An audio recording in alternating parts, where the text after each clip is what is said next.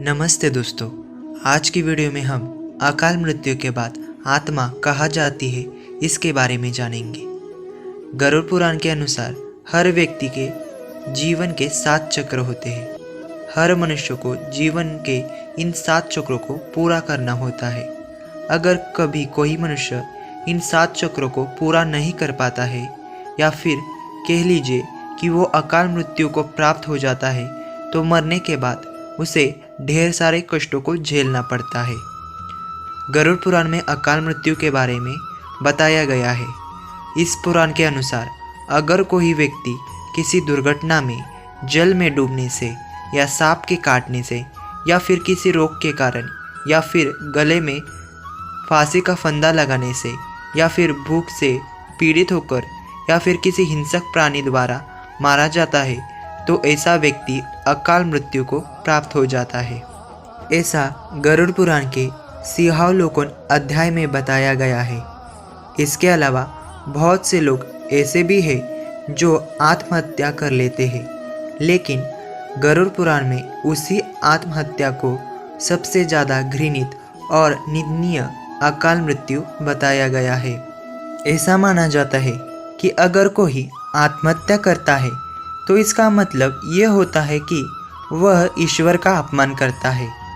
वही जिन लोगों की मृत्यु प्राकृतिक रूप से होती है उन लोगों को 3 या फिर 10 या 13 या फिर 40 दिनों के भीतर ही दूसरा शरीर प्राप्त हो जाता है।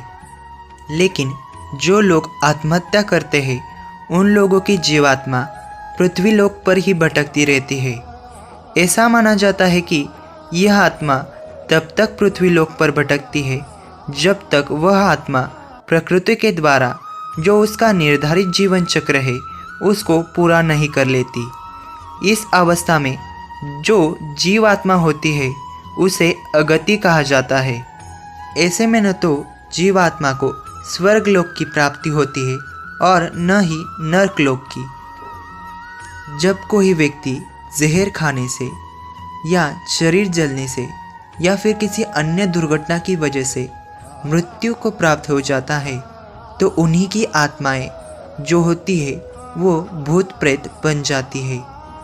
यही वो स्थिति होती है जिसमें व्यक्ति का शरीर तो नष्ट हो जाता है परंतु जो आत्मा होती है वो वही आसपास भटकती रहती है या फिर शरीर के किसी हिस्से के पास रहती है। इसके साथ ही आत्मा की जो इच्छाएं होती है वो बनी रहती है। लेकिन जैसा कि हम जान चुके हैं कि आत्मा के पास शरीर तो नहीं होता तो वो इन इच्छाओं को पूरा नहीं कर पाती। ऐसे में यह आत्माएं अपनी इच्छाओं को पूरा करने के लिए अपने आसपास के व्यक्तियों को कष्ट देना शुरू कर देती है या इधर उधर भटकती रहती है। इस तरह की स्थिति अकाल मृत्यु के बाद होती है। तो आज की जानकारी अगर आपको अच्छी लगी हो तो वीडियो को लाइक करें, शेयर करें और चैनल को सब्सक्राइब करें।